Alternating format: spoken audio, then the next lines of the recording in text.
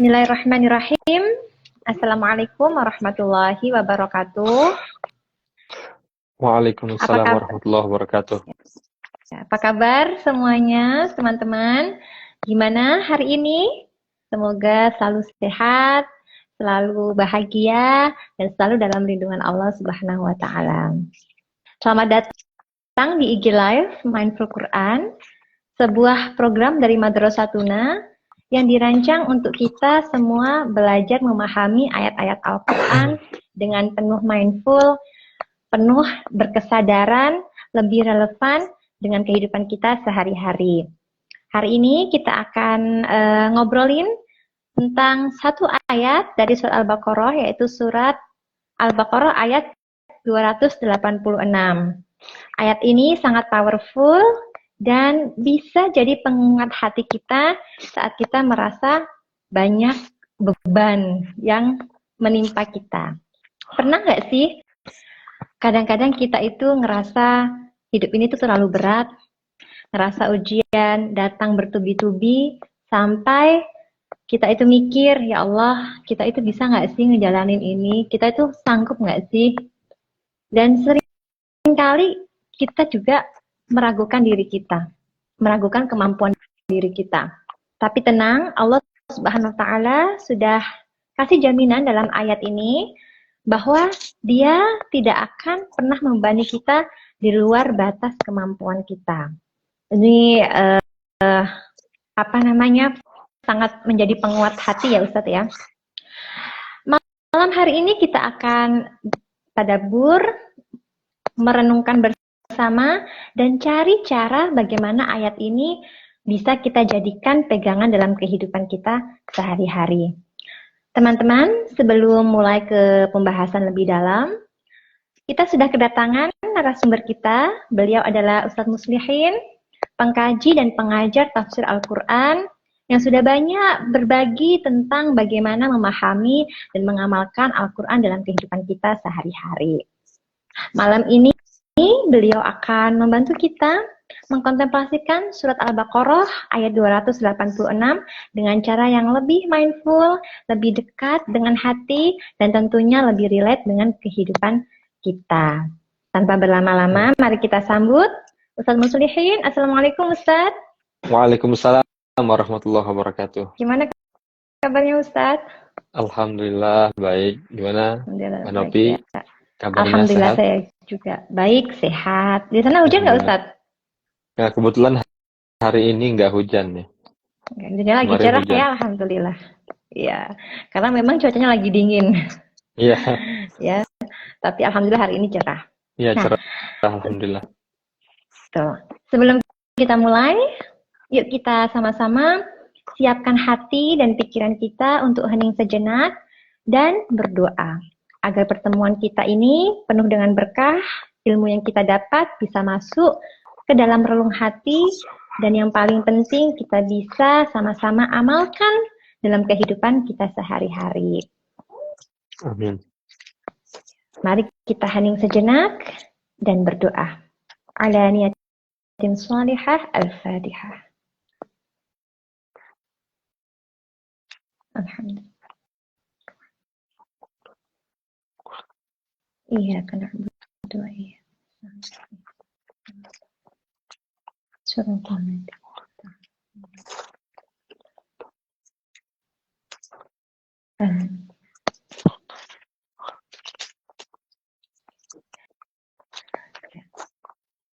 Teman-teman, nanti boleh tulis di komentar ya, apa sih tantangan terbesar yang pernah teman-teman hadapi dan bagaimana caranya teman-teman tuh mengatasi hal tersebut.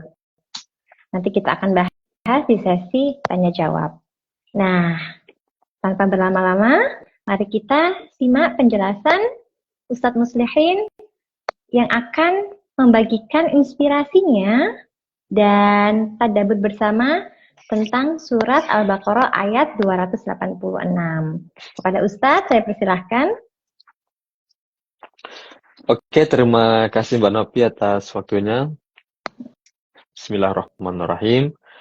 Bismillahirrahmanirrahim. Assalamualaikum warahmatullahi wabarakatuh. Waalaikumsalam warahmatullahi wabarakatuh. Alhamdulillah, wassalatu wassalamu ala rasulillah wa ala alihi wa sahbihi wa mawala. Rabbi syrah li sadri wa yassir li amri wahlul 'uqdatam min lisani yafqahu qawli amma ba'du.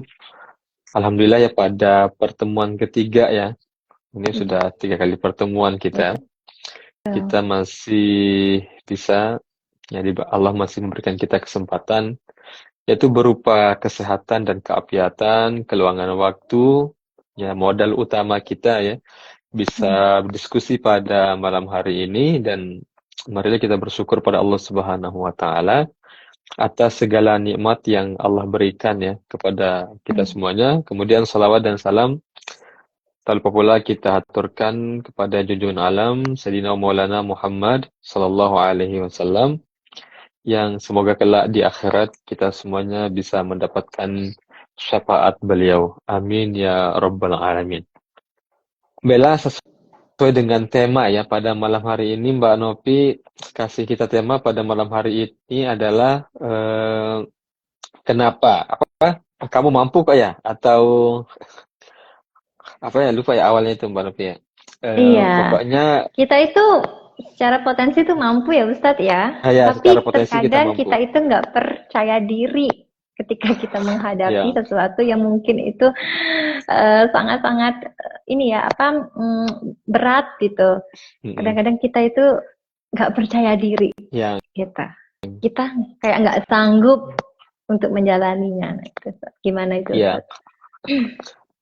Nah, jadi pertama, kalau percaya diri ya dalam bahasa Arab itu bisa disebut sebagai as-siqah bin nafsi, yaitu percaya pada diri kita sendiri ya. Ada keyakinan yang kuat. Jadi menggunakan kata siqah ya. Siqah itu artinya sesuatu yang sangat kuat sekali, bahwa ada keyakinan yang sangat kuat terhadap diri sendiri. Nah, jadi bagaimana keyakinan yang kuat itu bisa hadir pada diri kita sendiri ya? Bagaimana kita bisa percaya diri? Ya tentunya kita harus memahami diri kita sendiri. Jadi kalau ibaratnya kita yakin atau percaya pada seseorang kan, untuk memberikan satu amanah, berarti kan ada dasarnya kan? Kita udah tahu seluk-beluknya orang tersebut, kita tahu asal orang tersebut dari mana gitu kan? Kita udah kenal pada orang tersebut, pokoknya yakin deh gitu kan, kita nitip sesuatu pada orang tersebut, saat memberikan amanah dan lain sebagainya. Itu kan didasarkan oleh namanya as-siqah bin nafsi ya, percaya pada diri. Nah, tentu juga ketika kita ingin percaya diri juga nggak bisa datang tiba-tiba. Ya, as-siqah bin nafsi, percaya pada diri sendiri itu juga nggak bisa datang tiba-tiba. Kita juga harus memahami dan mengenali diri kita ini siapa dulu, gitu kan? Kapasitas saya nih apa dulu, gitu kan? Makanya ada namanya confidence, percaya, ada namanya overconfidence, gitu kan? Makanya Islam itu sangat mengutamakan ilmu, Mbak Nopi. Kenapa Islam itu mengutamakan ilmu? Apapun keputusan yang kita ambil, yaitu harus didasarkan oleh pengetahuan, gitu kan? Ibaratnya kita berani belanja online lah ibaratnya kan, di platform atau di e-commerce gitu kan, tentu karena dasar kepercayaan kan, kepercayaan. Kita cari datanya kan, kita cari benar nggak nih kita belanja di e-commerce kayak gini-gini gitu kan. Kemudian kadang-kadang kita nggak belanja di e-commerce tuh kan, misalnya nggak legal lah ya tempat kita belanja gitu kan, nggak terpercaya, akhirnya kita tertipu gitu kan, membeli sesuatu. Nah, jadi begitu. Jadi yang namanya keyakinan itu kan butuh pada ilmu pengetahuan. Begitu juga dalam kita beragama juga, kenapa kita mesti belajar tauhid ya. Tauhid itu artinya belajar bagaimana kita mengesahkan Allah atau mengenal Allah Subhanahu wa Ta'ala. Tentu kalau kita sudah yakin, percaya, mengenal, pasti akan muncul keyakinan kan. Kalau kita sudah tahu, kita sudah mengalami, kita sudah merasakan, pasti akan muncul keyakinan. Nah, bagaimana kita nih? Banyak yang kayak merasa nggak percaya diri dalam banyak hal ya. Misalnya nggak percaya diri tampil di satu panggung pentas, misalnya kan. Misalnya public speaking, dan lain sebagainya. Ada juga orang yang merasa diri tidak mampu mengemban satu masalah tertentu gitu kan, sehingga dia merasa nggak mampu gitu kan. Nah berarti ini lawan gitu kan, ketidakmampuan atau merasa diri tidak mampu itu kan lawan dari lawan dari percaya diri gitu kan. Sedangkan percaya diri ini adalah orang yang melakukan sesuatu karena berdasarkan knowledge ya, pengetahuan tentang dirinya sendiri gitu kan. Artinya begini, misalnya ada orang pengen jadi presiden ya. Nah, saya mau nyalon jadi presiden. Saya percaya kok kalau diri saya mampu gitu kan. Akhirnya dia mencalonkan diri. Sedangkan dia tidak punya perangkat-perangkat pengetahuan gitu bagaimana dia bisa menjadi calon presiden gitu kan. Atau saya berani untuk tampil di di seminar internasional atau di acara internasional. Saya bisa ngomong bahasa Inggris. Saya yakin pada diri saya mampu. Tapi sebenarnya dia ngomongnya cuma bisa how are you doang. Nah, itu artinya bukan percaya diri gitu kan, nekat gitu. Nah, apa dasar kita sekarang dalam Al-Quran untuk kita percaya diri pada diri kita sendiri kan? Pertama, walaqad karramna bani Adama, dan sungguh kami telah memuliakan anak manusia, anak Adam gitu kan. Jadi Allah Subhanahu wa taala menjelaskan di dalam Al-Quran bahwa manusia itu diberikan potensi untuk mengetahui kan. Jadi ada manusia yang bisa mengetahui, manusia pada umumnya itu bisa mengetahui, bisa belajar dan lain sebagainya. Artinya orang yang sebelumnya grogi bisa tampil di depan umum, tapi karena dia belajar dan dia paham bahwa dia diberikan potensi untuk mengetahui dan dia memahami bahwa menuntut belajar, mencoba itu adalah bagian dari perintah kan. Akhirnya dia mencoba belajar dan dia percaya pada dirinya sendiri. Ini dalam hal sederhana misalnya seperti public speaking. Nah, adapun di dalam kita menjalani atau menghadapi satu masalah atau kita merasa tidak mampu untuk menyelesaikan satu masalah atau menerima beban hidup. Nah, sesuai tema kita, ada sesuai ayat yang akan kita bahas pada malam hari ini, yaitu mengenai firman Allah Subhanahu wa taala dalam surah kedua ya. Ayat ke-286 di mana Allah berfirman, A'udzu billahi minasyaitonir rajim, la yukallifullahu nafsan illa wus'aha. Jadi Allah tidak membebani satu jiwa ya. Nafsan ini bisa bermakna seseorang, bisa bermakna jiwa kita, diri kita. Karena yang diuji hakikatnya jiwa kita ya, bukan badan kita ya. Jiwa kita. Illa wus'aha, kecuali wus'on ini artinya kapasitas, kemampuan ya. Wus'on itu artinya kapasitas, kemampuan.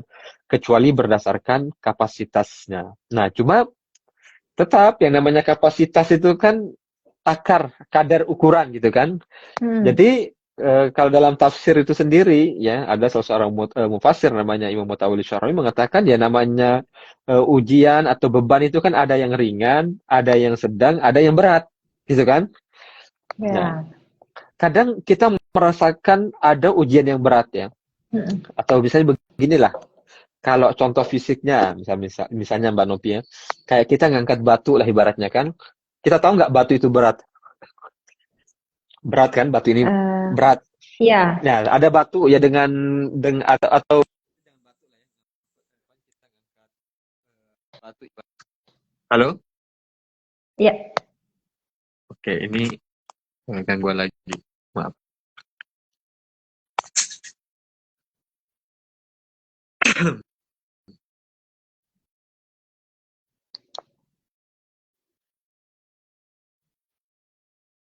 Ya. Jadi kayak kita mau ngangkat beras ya. Kapasitas beras ini anggap aja 25 kilo dan kita nggak pernah terbiasa untuk mengangkat beras 25 kilogram gitu kan. Pas kita ngangkat, aduh berat banget nih. Kayaknya nggak bisa deh nih saya ngangkat beban ini gitu kan.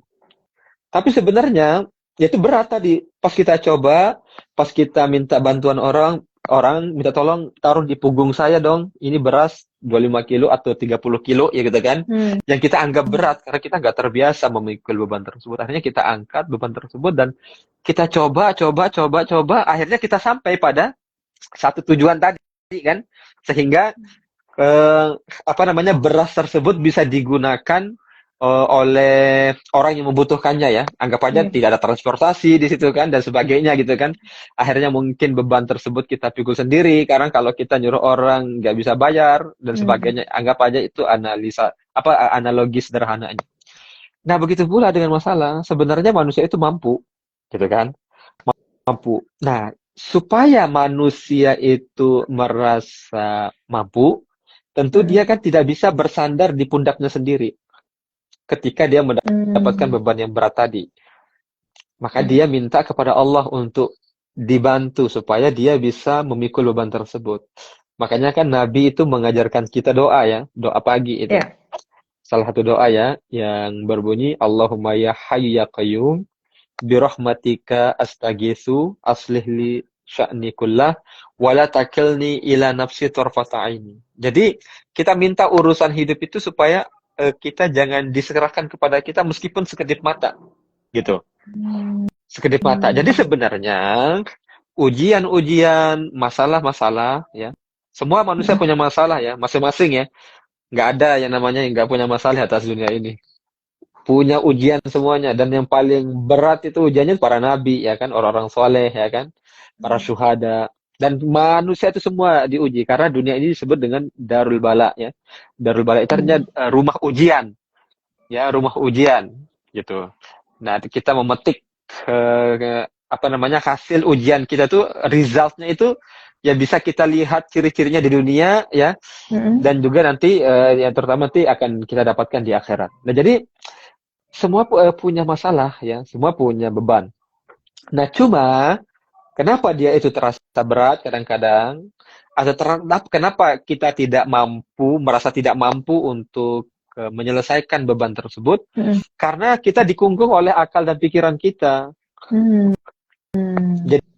Jadi akal Oke. pikiran kita terbatas, ya kan? Bisa Hmm. jadi kenalan kita terbatas, gitu kan? Kita misalnya punya masalah hutang, misalnya kan? Hmm. Ya, sekarang ini rame terjadi gitu kan, terjerat pinjol lah apa gitu kan. Rame punya hutang, Ya. kemudian dia menganggap temannya udah nggak ada lagi, semuanya sudah dipinjemin gitu kan. Hmm. Barang yang bakal dijual nggak ada gitu kan. Akhirnya dia mengukur itu dengan akalnya. Sedangkan akal manusia itu terbatas, ya kan? Hmm. Terbatas. Apalagi mengenai rezeki gitu kan. Ya. Mengenai rezeki. Nah, akhirnya karena kungkungan akal kita tadi, bukan akal ya, mohon maaf, pikiran kita tadi ya, Hmm. pikiran sempit kita tadi, akhirnya ada orang yang merasa nggak sanggup, akhirnya dia bunuh diri. Diri. Karena dia menggantungkan dirinya pada sesuatu yang lemah. Dia menggantungkan diri Hmm. pada benda, benda itu kan bersifat fana, hilang. Kita menggantungkan diri pada yang namanya manusia. Manusia juga lemah ya, kadang ngedrop, Hmm. kadang juga capek juga dimintain gitu kan ya. Kadang-kadang Terbatas. sekarim-karimnya orang, ya Ya. sedermawannya orang, kalau kita Hmm. mintain terus, berarti bakal kesel gitu kan. Wah ini bahaya nih. Pasti akan nyari-nyari alasan gitu kan. Wah ini kalau saya giniin Ya. terus nih orang, kayaknya dia bakal manja gitu kan. Jadi Hmm. nggak bisa, biar dia berpikir dulu dan sebagainya. Hmm. Nah, jadi sebenarnya ya tadi la yukallifullahu nafsan illa usaha. Jadi Allah tidak membebani satu jiwa kecuali melainkan dengan kemampuan atau sesuai dengan ukuran kapasitas kemampuan dia memikul Hmm. beban atau masalah tersebut. Begitu, cuma manusia yang merasa ya berlebihan. Hmm. Ya Hmm. apalagi dikasih was-was ya was-was setan gitu kan, bisikan-bisikan setan gitu kan. Akhirnya Ya. dia mendahului takdir Tuhan, ya kan? Hmm. Ya bunuh diri itu kan mendahului takdir Tuhan gitu kan. Nah, akhirnya dia nggak sanggup, nggak sanggup, akhirnya dia bunuh diri. Padahal nah, semua ujian, masalah, beban itu kan panggilan Tuhan kan? Ya. Panggilan Tuhan kepada manusia supaya kita bergantung kembali pada Allah Subhanahu wa taala. Cuma kita merasa lelah, kita merasa terbebani ya karena kita mengandalkan diri kita sendiri. Jadi kita Hmm. tidak tawakal pada Allah, tapi kita tawakal pada diri sendiri. Dan yang kedua, kita terkungkung ya. Jadi pikiran kita itu bukan hanya membuat kita sempit ya, bukan hanya Hmm. membuat kita putus asa, tapi terkungkung oleh pikiran kita sehingga kita nggak bergerak. Ya, ya. Bergerak untuk mencari solusi gitu kan, Karena penuh mencari dengan solusi. ketakutan ya Ustadz ya. Jadi Ya karena pikiran itu ketakutan tadi, jadi itu membuat ketakutan ya, ya. membuat ketakutan gitu. Nah sehingga ya itulah yang membuat manusia itu merasa nggak mampu. Jadi dia ketakutan dengan pikiran-pikirannya. Sedangkan Al-Quran mengatakannya wa qul i'malu fasyarallahu amalakum wa rasuluhu. Kerjakan aja dulu, lakukan aja dulu. Dalam ayat yang lain juga Allah berfirman kan inna ma'al usri yusra. Yusra. Sesungguhnya bersama kesulitan itu ada kemudahan gitu kan. Ya. Ada penafsiran yang mengatakan bahwa usrun itu kesulitan itu sebenarnya adalah kemudahan itu sendiri. Gitu. Nah, gimana maksudnya bahwa kesulitan itu adalah kemudahan itu sendiri? Artinya, ketika kita melewati satu masalah, satu tantangan, maka pasti kita pada hakikat kita sedang berjalan menuju kemudahan. Gitu. Tetapi kalau itu sendiri sudah kita hindari, maka yaudah kita nggak akan sampai pada kemudahan tadi. Maka akan datang kesulitan yang lain. Gitu. Jadi namaan usrus. Jadi kesulitan yang Allah berikan itu pertama harus kita sadari, kita renungkan, kita tadabburi, nah kemudian kita serahkan urusannya kepada Allah Subhanahu wa taala. Seperti itu. Ini maaf nih. Iya, Ustaz. Putus. Oke.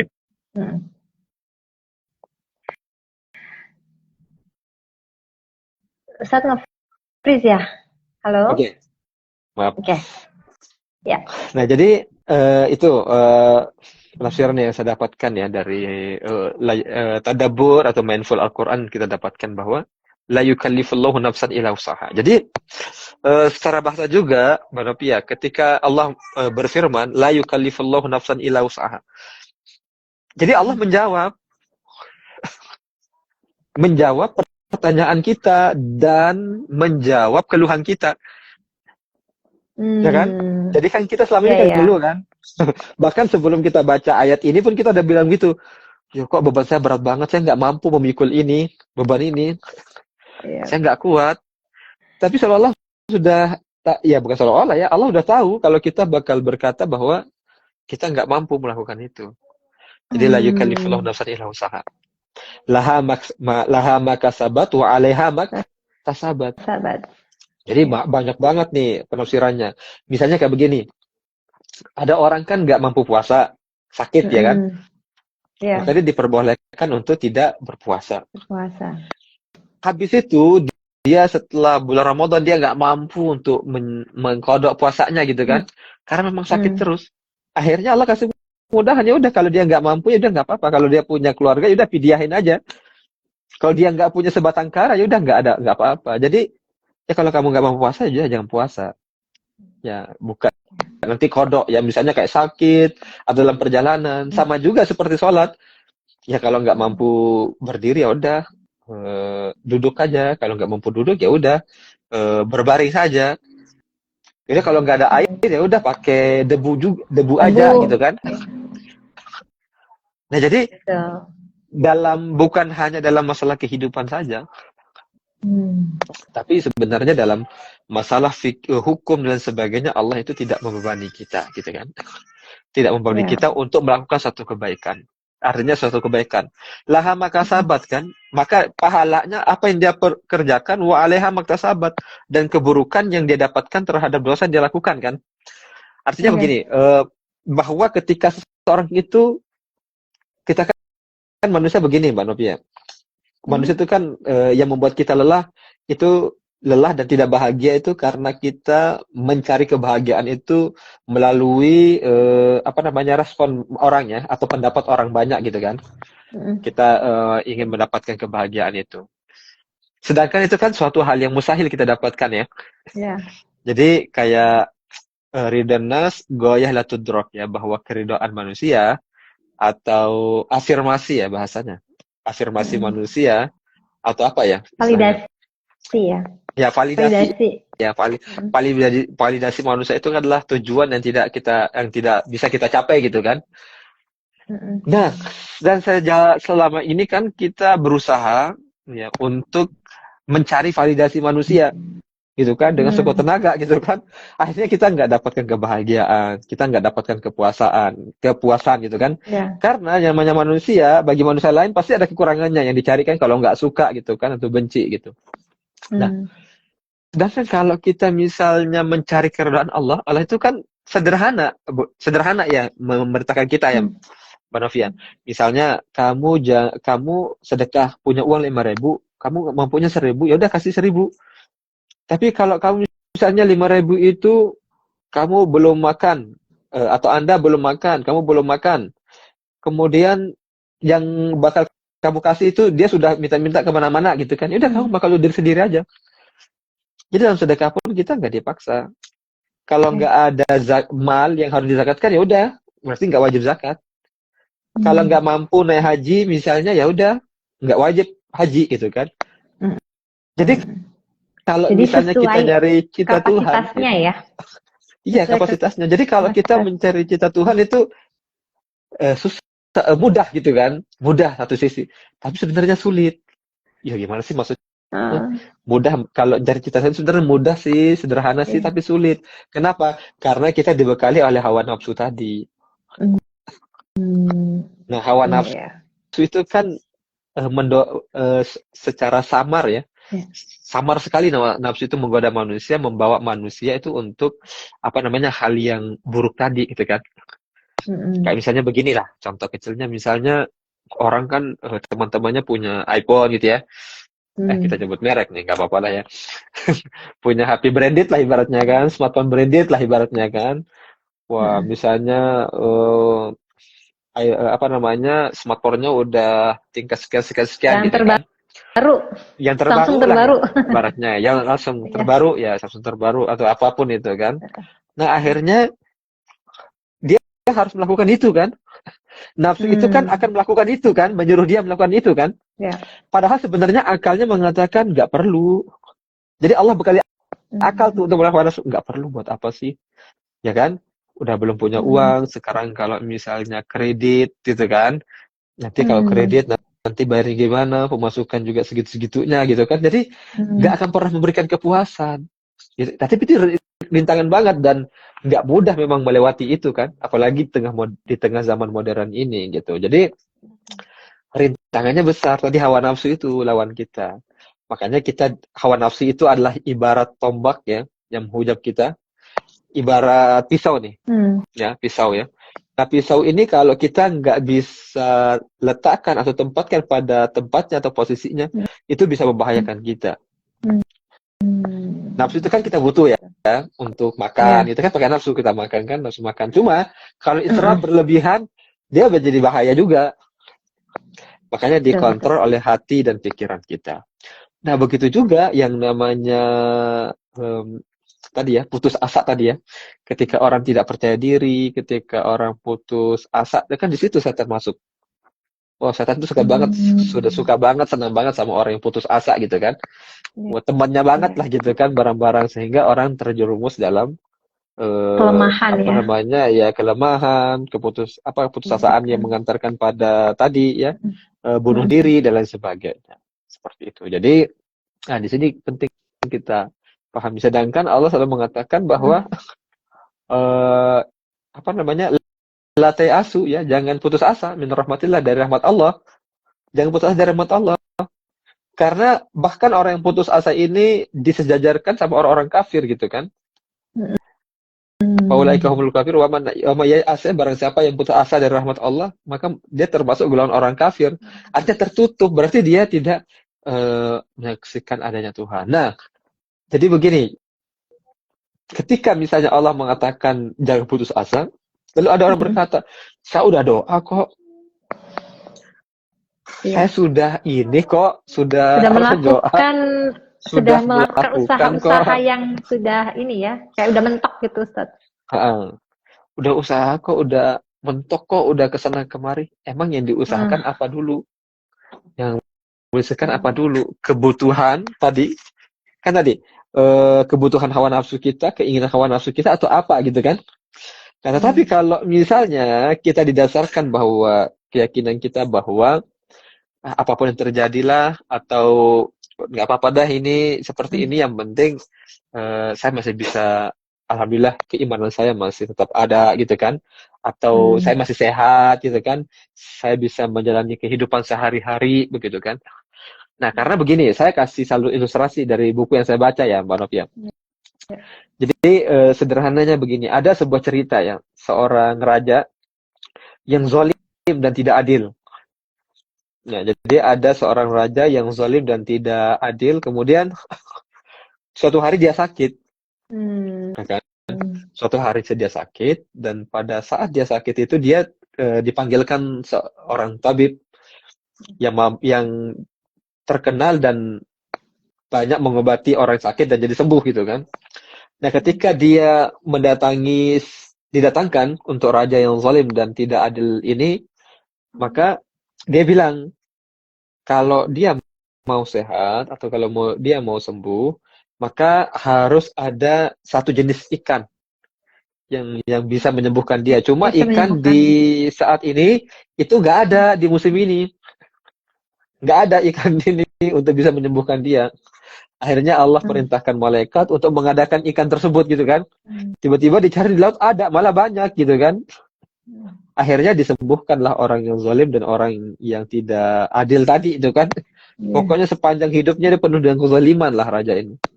Nah, di tempat yang lain ya, seorang raja yang soleh dan adil gitu kan, juga memiliki penyakit yang sama dan juga diobati oleh tabib yang sama gitu kan, dengan obat ikan yang sama. Tapi sang tabib bilang begini, ikannya sekarang lagi musimnya gitu kan, lagi musimnya nih ikan pada saat ini, jadi pasti banyak nih. Lalu Allah memerintahkan malaikat untuk menghilangkan menyembunyikan ikan-ikan tersebut sehingga nggak ditemukan, sehingga orang yang soleh dan adil tersebut menjadi tidak sembuh dan meninggal dunia.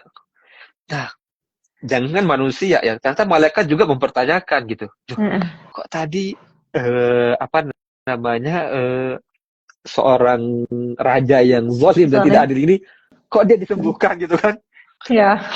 Dan yang soleh dan adil ini kok dia nggak disembuhkan? Gimana ini? Akhirnya ya mempertanyakan di mana keadilan Allah Subhanahu Wa Taala gitu kan? Nah, artinya begini bahwa sebelum kita ketemukan jawabannya, kita ingin mengatakan bahwa kalau kita sudah merasa yakin, ikhlas ya, dan sabar, dan kita yakini bahwa kita sudah cari ilmu itu dan kita yakini bahwa itu adalah benar dan kita jalankan atas dasar mencari keridhaan Allah Subhanahu Wa Taala, apapun yang akan terjadi itu yang terbaik. Jadi kita kan sering kalau ada sesuatu yang kita inginkan lalu kita nggak dapatkan gitu ya, lalu kita udah doa tapi kita nggak dapatkan gitu kan, selalu aku nggak dikabulkan doanya, mungkin doanya kurang, akhirnya dia doa terus kurang, nggak dapat juga. Itu yang terbaik. Nah, cerita dari raja tadi ternyata ketika para malaikat itu bertanya, Allah pun menjawab bahwa orang zalim tidak adil tadi, yang tidak soleh tadi, itu dia sudah menjalankan keburukan berulang-ulang kali gitu kan. Dan ada satu kebaikan yang dia lakukan gitu kan. Seburuk-buruknya dia pernah melakukan kebaikan gitu.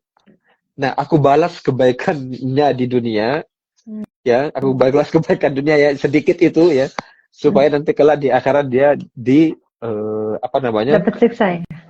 Dapat siksa. Dan orang yang soleh dan adil ini, orang yang soleh dan adil ini, dia sebaik-baiknya dia pernah melakukan keburukan. Nah, keburukan itu aku balas di atas dunia. Nah, itu rahasia Allah ya. Jadi satu case itu seperti itu gitu. Tapi ada juga seorang yang berbuat dosa ya terus-menerus gitu kan. Tapi dia sadar gitu kan. Ketika Allah memanggil dia dengan memberikan ujian dan sebagainya, lalu dia mengambil kesadaran itu, lainnya dia kembali kepada Allah Subhanahu Wa Taala, dia masuk surga. Nah, ini kelihatan paradoks ya, paradoks. Nah, tapi yang menjadi intinya adalah bahwa niat Ya, intention ya berarti ya kalau Intention. niat ya.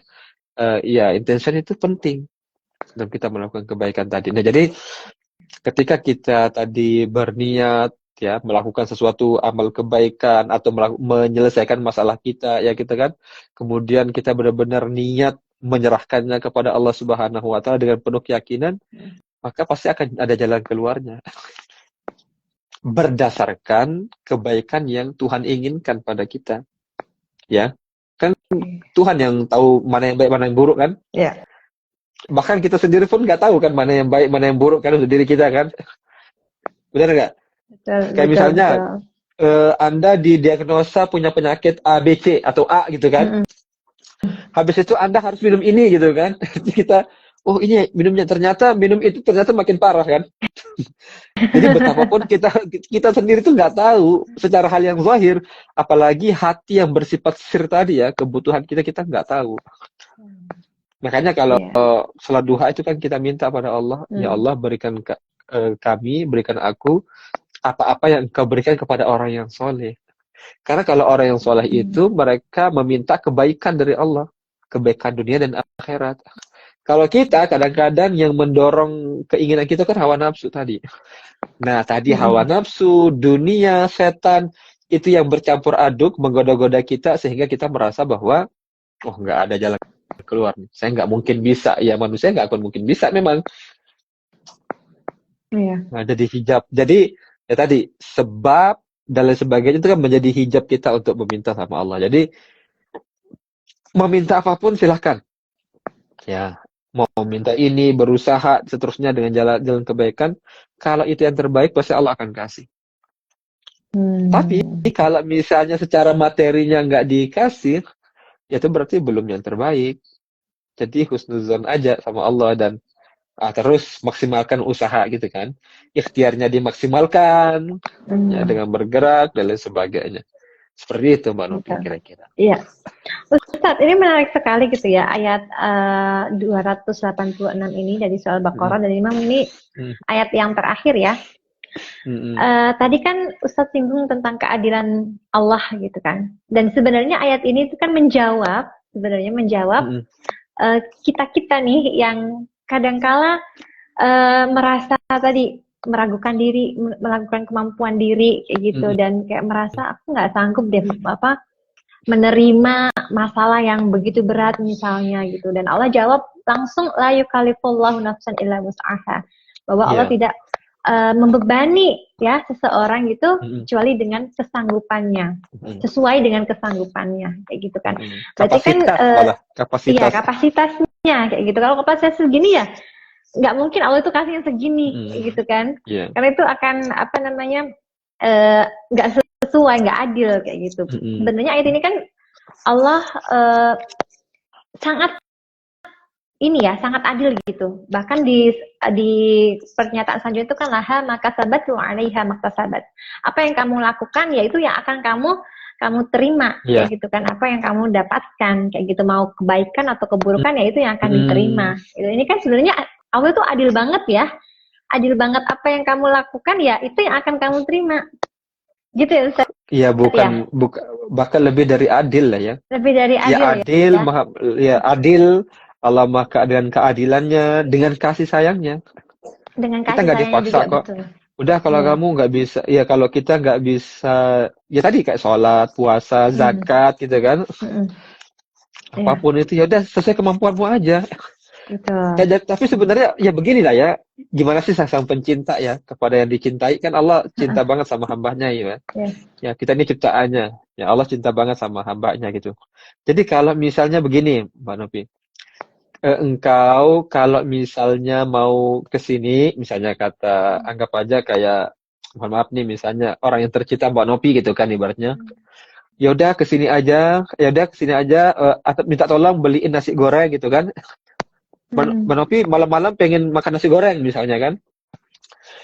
Nah, ojek nggak ada yang mau, hujan terus gitu kan. Hujan terus kan. Nah, terus habis itu orang minta tolong juga, orang juga pengen keluar tapi malas karena hujan deras, banjir gitu kan. Sedangkan pengen makan nasi goreng gitu kan. suami atau istri pasangan sedang sakit demam gitu kan, habis itu yaudah jangan belanja deh, jangan keluar deh, takut demam, ya jangan keluar, takut demam gitu kan, yaudah jangan Hmm. keluar. Tapi kalau nggak cinta, tapi ada cinta pada dirinya sendiri, yaudah keluar aja, ya tolong dong, itu cuma demam-demam dikit doang kok, bisa kok gitu kan. Ya. Nah berarti kan egois pada dirinya sendiri. Heeh. Tetapi karena cinta, dia larang jangan keluar pokoknya. Aku udah nggak jadi pengen nasi goreng, aku nggak pengen pengen ini.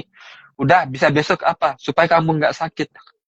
Nah, larangan Allah juga seperti itu, Mbak Novi. Jadi ketika aku dilarang A, B, C, D, itu sebenarnya cinta. Karena kalau kita terjerumus, anggap aja ya, Hmm. jangan narkoba lah misalnya kan. Orang Hmm. kan siapa yang nggak buruk coba ke narkoba? Ya, efeknya itu ya Ustadz ya, Ya, jangan dampaknya itu kan. minum. Ya, Hmm. jangan minum gitu kan, minum alkohol gitu kan. Oke, Hmm. kenikmatan sementara enak kok apa.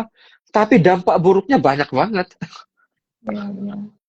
yang dirasakan. Dan ini bahkan dia bukan hanya dalam Islam aja, Mbak Novi. Dalam Hmm. agama-agama lain juga begitu. Hal buruk itu. Yang namanya minuman Hmm. keras itu. Kemudian jangan misalnya free sex misalnya kan. Hmm.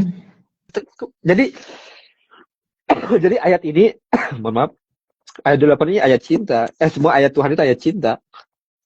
Jadi cinta Ya. la yukallifullahu nafsan illa wus'aha laha ma kasabat wa 'alaiha ma iktasabat. Jadi begitu. Jadi ya apa ya benernya ya di define ya define of love lah ya ibaratnya. Ya, betul.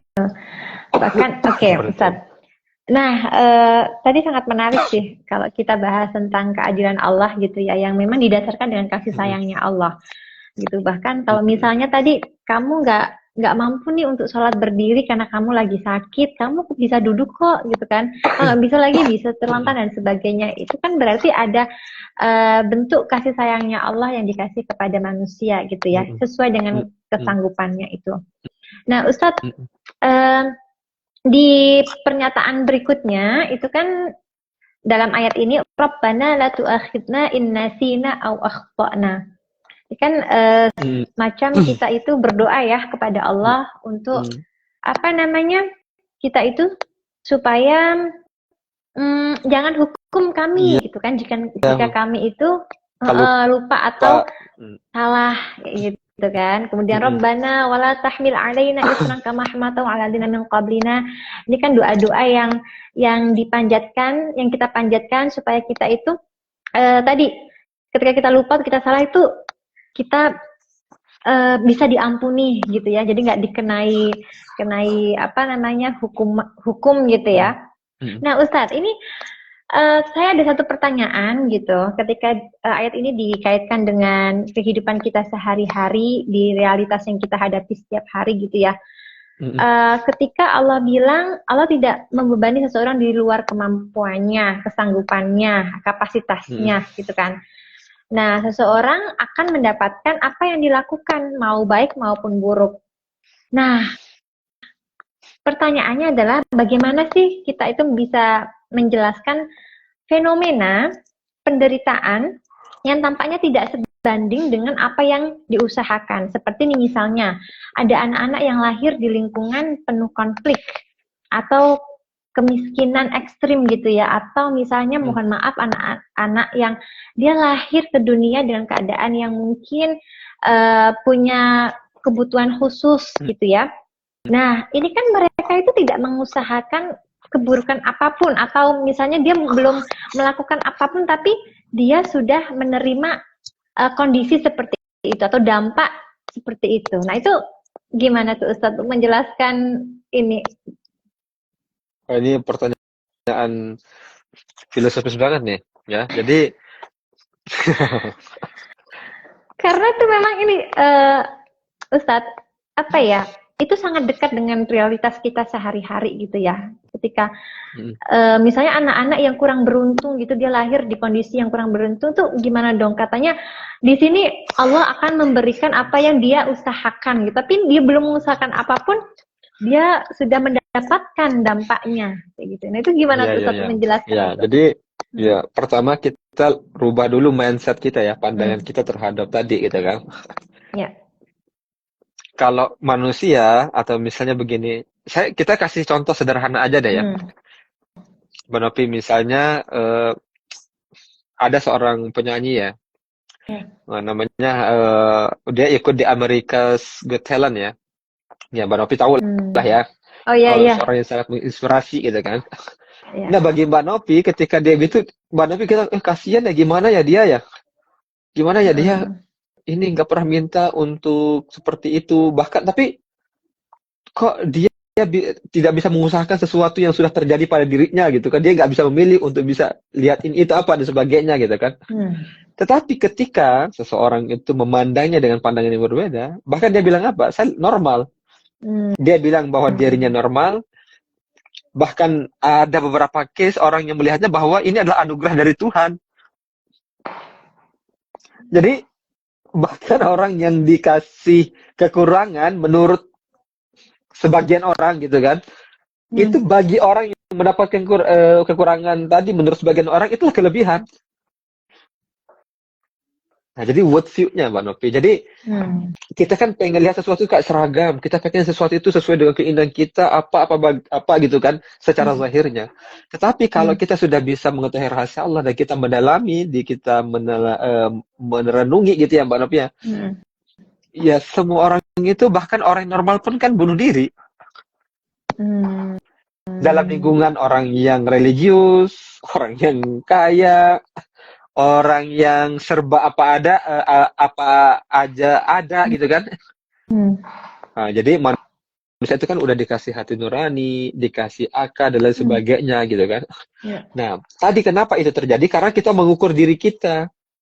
Yang kalau kita bilang kalau kita di posisi itu kayaknya nggak mampu deh, saya akan menjerit-jerit gitu kan. Hmm. Ya. Ya bahkan mereka lebih perfect dari kita. Ada Hmm. seorang yang hafiz ya, saya pernah tonton kalau nggak salah itu. Dia bilang kalau kamu dikembalikan sekarang matanya Allah kasih kamu penglihatan, kamu mau enggak mau saya. Ada orang menganggap Hmm. itu anugerah. Jadi begini, jadi ada orang-orang pada posisi tertentu itu sebenarnya ya keyakinan kita Allah udah kasih guide, tapi Hmm. dia tidak mau ngambil guide itu. Kayak misalnya Mbak Novi ini, Mbak Novi kan penyakit mah, Hmm. misal ya, bukan misalnya saya yang punya Iya. penyakit mah ya, saya punya sakit mah, saya Hmm. tahu bahwa saya nggak sarapan itu akan menyakiti saya, Hmm. ya kan? Hmm. Jadi akan membuat mah saya kambuh, gitu kan? Nah Hmm. paginya saya nggak sarapan, nasi udah ada, ini udah ada, gitu kan? Hmm. Nah saya nggak mau ngambil itu kan, nggak mau ngambil sarapan itu, akhirnya saya biarkan diri saya sakit mah. Itu salah siapa? Salah diri sendiri. Dari diri sendiri. Iya. Atau ada orang dikasihkan ya apa pengetahuan bahwa Allah mengasihi manusia itu ujian masing-masing gitu kan? Iya. Ada ujian A, B, C, D dan sebagainya. Hmm. Seperti itu Mbak Hmm. Novia. Jadi semua itu, semua orang itu lahir dengan masalah. Nah, cuma kenapa mereka bisa keluar dari masalah itu? Karena mereka mampu menghadapi masalah tersebut. Oke, berarti Itu. iya, berarti masih ini ya Ustadz ya, apa walaupun maksudnya gini, pasti ada sisi-sisi yang Allah itu sudah Iya, kasih yang bagusnya kayak gitu loh. Jadi jangan fokus ke yang apa ya tadi ke buruknya mungkin yang ke ternyata kurang. kekurangannya, iya. Tapi sebenarnya di situ Allah juga sudah memberikan juga gitu loh kemampuan yang Hmm, lebih kayak gitu kan. Yang itu iya. juga oke, bisa apa membuat kita itu mengusahakan yang lebih baik seperti itu ya. Mm-mm. Wah, menarik sekali memang. Ya, contoh kecil aja Nah, lah, Mbak Novi. ya, Contoh kecil. Sekarang Mbak Novi kan bilang kan tadi ya kalau orang itu gimana nggak pernah misalnya dia dilahirkan nggak bisa melihat gitu kan, dilahirkan begini-gini. Tapi ya, mereka itu dengan itu mereka menyadari gitu kan, mereka melihat kelebihan-kelebihan yang lain. Nah sekarang kita nih yang dikasih mata nih, seberapa banyak kita menyadari nikmat. ya, Jadi value-nya, nilainya itu lebih tinggi kadang-kadang terhadap pada diri mereka. iya, Nah, iya. maksud saya ada yang memang akhirnya sadar dan sebagainya. Ya salah satu seorang tokoh lah yang Mbak Novia itu terinspirasi malah dari adiknya yang tidak bisa yang sakit-sakitan itu nggak bisa jalan tapi tetap mau pergi kuliah, tetap mau ibadah dan sebagainya gitu kan. Itu kan value. Nah, manusia itu kan mengukur ketidakadilan tadi itu kan dari sisi zahirnya saja. Sebenarnya penting itu value, nilai gitu kan. Nilai diri kita sebagai manusia. Ya, iya. Gitu sih menurut saya. Betul. Oke. Wah, jawabannya yang sangat menggugah pandangan baru, Ustaz. Dan memang kita jangan fokus pada satu sisi itunya ya, karena pasti Allah itu ini kok. Ada sisi lain yang sudah dikasih juga gitu lah. Jadi jangan fokusnya aja dipindah gitu ya. Ya. Supaya kita jadi lebih bersyukur kayak gitu. Oke, Ustadz. Nah, tadi kan dari laha maka sabat wa alaiha maka sabat itu kan ada sebuah doa gitu ya. Doa yang apa Rabbana namanya? Rabbana sampai itu ya, sampai ada fangsuna al-qaumil kafirin gitu ya. Ya. Nah, mengapa sih dalam ayat ini tuh diajarkan untuk kita berdoa meminta Allah agar tidak membebani kita seperti umat terdahulu, karena ada isram kama hamaltahu 'alal ladzina min qablina. Ya kan? Apakah ini menunjukkan bahwa ada potensi warisan akibat yang diterima bagi orang-orang yang tidak melakukan apa yang diusahakan? Misalnya, katakanlah kasus bencana alam gitu kan. Bencana alam nih dalam satu wilayah gitu kan. Itu kan ada orang yang berbuat buruk, ada yang enggak gitu kan. Nah, apakah nih misalnya orang yang tidak mengusahakan keburukan itu juga harus ditimpai akibatnya gitu, Ustadz. Itu gimana tuh, Ustadz? Ya jadi begini ya, masalah doa ya, saya menarik sekali tuh ada syairnya Imam Al-Haddad ya. Seorang ulama yang tunanetra yang nggak bisa melihat tapi memiliki karya banyak sekali yang dibaca sampai saat ini ya. Itu mengatakan bahwa qad kafani ilmu Rabbi min su'ali wakhtiyari kalau nggak salah, waktikori ya kalau nggak salah ya. Jadi cukup Tuhan mengetahui doaku ya dan permintaanku itu kan Allah udah tahu. Jadi sebelum kita minta pun Allah udah tahu kebutuhan kita gitu kan, keinginan kita itu Allah udah tahu. Nah, ini secara tauhid gitu kan. Tapi doa kita kata Imam Al-Haddad, doa kita, keluhan kita itu hanya sebagai bentuk penghambaan kita, sebagai bentuk pengakuan kita akan kebutuhan kita pada Allah Subhanahu wa taala. Jadi sebenarnya kita tahu, tapi doa itu adalah ibadah. Ad-du'a'u mukhul ibadah. Jadi doa itu adalah ibadah sebagai pengakuan akan kelemahan kita. Seperti itu. Jadi makanya sebenarnya kalau coba kita renungkan lagi, Rabbana la tu'akhizna in nasina kan, atau akhtana tadi ya, wahai Tuhan kami, janganlah engkum kami kalau kami lupa atau kami salah. Ini kan lagi ya lagi lupa ya, lagi salah in nasina akhtana. Rabbana la tahmil alaina isran kama hamaltahu ala allazina min qablina. Rabbana wa la tuhammilna ma la taqata lana bihi wa'fu anna waghfir lana warhamna anta maulana fansurna 'alal qaumil kafirin. Nah, ini panjang sekali nanti pembahasan sangat panjang sekali ya. Intinya bahwa ketika kita berdoa kepada Allah Subhanahu wa taala, doa itu kan perisai juga ya, selain juga mukhul ibadah yang inti daripada ibadah itu doa gitu kan. Pengakuan doa itu kan minal adna ilal a'la ya, dari yang bawah kepada yang atas gitu kan. Kita ini adalah budak Allah Subhanahu wa taala, maulana anta maulana, tuan kita ya, yang memiliki kita, yang menciptakan kita dan sebagainya gitu. Jadi sebuah pengakuan gitu. Nah, ketika habis kita berdoa, habis Allah menyatakan la yukallifullahu nafsan illa wus'aha laha makasabat. Laha itu artinya jiwa yang memikul tadi ya, memikul beban tadi. Laha makasabat wa alaiha makasabat. Rabbana, mereka itu berdoa ya. Rabbana la tu'akhizna in nasina. Artinya bahwa ketika kita berdosa, itu adalah hal yang pasti terjadi pada manusia ya. Hmm. Dan pengakuan dosa itu penting dalam Islam. Tetapi berlarut-larut dalam pengakuan yang sehingga membuat dia menjadi nggak percaya diri dan sebagainya itu juga nggak boleh. Nah, makanya harus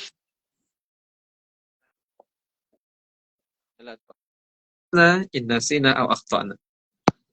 Pengakuan bahwa ya Allah, jikalau kami berdosa, ketika kami berdosa, janganlah engkau hukum kami ya Allah. Nah, artinya apa? Bahwa kita meminta perlindungan dari Allah Subhanahu wa ta'ala. Sebagai bentuk kesadaran kita bahwa kita manusia, kita lupa, dan kita juga salah mengambil sikap, ya kan? Lupa untuk bergantung pada Allah dan lain sebagainya ya Mbak Novi. Makanya kita diperintahkan untuk yang namanya berdoa. Halo? Ya, betul. Jadi ini adalah doa yang bisa kita panjatkan ya Ustadz ya, karena memang kita itu kan tidak terlepas dari kesalahan dan juga kealpaan gitu ya. Kadang-kadang kita lalai, kita lupa gitu kan. Tapi bagaimana kita meminta perlindungan supaya ketika kita salah, kita meminta supaya jangan dihukum kayak gitu ya, minta kasih sayangnya Allah seperti itu ya. Oke. Nah, jadi kayak begini ya, kita kan sering mungkin ya mengibaratkan bahwa Allah itu Jabbar ya, maha memaksa ya, Qahar ya, maha memaksa, maha dan sebagainya gitu kan, ya Jabbar ya, Qahar dan sebagainya. Tapi coba kita melihat Allah itu dengan kacamata cinta. Ketakutan kita kepada Allah dan lain sebagainya itu dengan kacamata cinta. Dengan makanya tuh man arafa nafsah faqad arafa rabbah ya. Kita tahu diri kita nih, kok tiba-tiba saya udah ada. Saya nggak pernah minta ada di dunia ini, Allah adakan saya. Ya kan? Kalau lagunya Di Lestari yang Perahu Kertas itu pernah dengar nggak? Ku bahagia karena kau telah terlahir di dunia kan, dan kau ada di antara miliaran manusia. Manusia ya. Ya itu sebenarnya dalam banget sih menurut saya kan, dan kau ada di antara miliaran manusia kan, gitu. Ya, kita ada di antara miliaran manusia sudah syukur banget. Ya. Itu kita bisa menikmati dunia, kita bisa mengetahui. Iya, kasih sayangnya Allah Subhanahu wa ta'ala. Dan semua hamba itu Allah panggil. Nggak ada yang Allah nggak panggil. Dan bahkan tadi saya bilang bahwa api neraka pun itu adalah kasih sayang Allah. Nanti kita bahas ya. Neraka adalah kasih sayang Allah. Iya. Gimana maksudnya tuh? Kok neraka bisa jadi kasih sayang Allah gitu? Iya, itu sangat menarik gitu ya Ustadz ya. Betul. Jadi apa yang kita terima kayak gitu kan. Apa yang kadang-kadang kita anggap itu sesuatu yang berat gitu kan. Sebenarnya Allah itu tidak memberikan di luar batas kesanggupan kita kok. Oh, dari Mbak Devi nih, Ustadz. Mbak Devi, halo Mbak Devi. Iya, bahas aja sekarang Ustadz, bagaimana neraka itu sebagai apa tadi? Bentuk kasih sayang Allah ya, sebagai cinta Allah itu gimana tuh Ustadz? Ya, nanti di sesi berikutnya dong. Betul, karena ini udah 1 Biar jam hadir ya. minggu depan. Iya. Iya, sudah 1 jam, nanti kita bisa bahas di IG live berikutnya. Tapi itu sangat menarik sekali. Kita akan bahas nanti bagaimana temanya cinta Allah pada hamba atau cinta Allah aja. Betul. Cinta Allah, karena apa ya? Kadang-kadang kita itu lupa bahwa kita hadir di dunia ini itu kan karena cintanya Allah gitu ya. Kita setiap hari dibangunkan, kita bisa melihat ciptaan-ciptaan Allah yang sangat-sangat indah itu kan karena kasih sayangnya Allah itu. Tapi kadang-kadang kita take it for granted Ustaz. Jadi kayak udah hal yang biasa kayak gitu kan. Jadi nggak amazing lagi gitu. Jadi ya ini menarik sekali. Jadi walaupun kita itu Allah menegaskan bahwa apa yang kita lakukan itu kita akan mendapatkan akibatnya, tapi juga di sisi lain keadilan Allah itu selalu berbarengan dengan atau selalu dilandasi ya lebih tepatnya ya dengan kasih sayang Allah. Iya. Walaupun apa yang hukum sebab akibat itu masih berlaku ya Ustadz ya, tapi kasih sayang Allah itu lebih luas daripada itu. Iya, yang Ya. penting begini aja sih.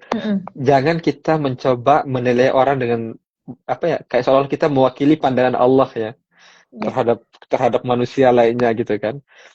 Makanya kan kita nggak boleh menilai orang, menjudge orang gitu kan. Kita kan yang menjadi kehebatan umat Nabi Muhammad itu kan kasih sayang. Ya. Nabi kan kalau ada orang salah bahkan yang melempari beliau dengan batu, ya kan beliau doakan kan. Sama-sama mereka sholat nanti. Jadi kasih sayang, rahmat dan sebagainya. Nah, jadi kita melihat sesuatu itu jangan kayak kredit banget lah ibaratnya ya. Jangan kayak, aduh ini gimana ini, aduh nggak bisa selesai-selesai ini gimana, aduh ini kasihan nih orang-orang. Kan kita nggak bisa juga menyelami perasaan setiap orang gitu kan. Gitu. Jadi ya kadang-kadang kita melihat sesuatu itu ya dari yang aspek kayak terlihat negatif gitu ya. Tapi sebenarnya tidak seperti itu adanya. Insya Allah kita bahas di pertemuan Betul sekali berikutnya. Ustadz. Ya, terima kasih sekali penjelasan-penjelasan yang tadi Ustadz sampaikan tentang inspirasi dari tadabbur kita yaitu surat Al-Baqarah ayat 286. Banyak hal yang bisa kita petik dan juga bisa kita mulai resapi dan kita belajar untuk praktekkan dalam kehidupan kita sehari-hari. Karena pengetahuan, kalaupun tidak dibarengi dengan amal, dengan laku, dia tidak akan menghasilkan apapun. Jadi semoga apa yang kita dapat malam hari ini kita bisa cerna dan kita bisa mengaplikasikan dalam kehidupan kita sehari-hari. Terima kasih Ustadz, dan terima kasih juga kepada teman-teman yang sudah hadir dan sudah menyimak di IG Live malam hari ini. Terima kasih sekali dan mari kita tutup dengan doa bersama. Bismillahirrahmanirrahim.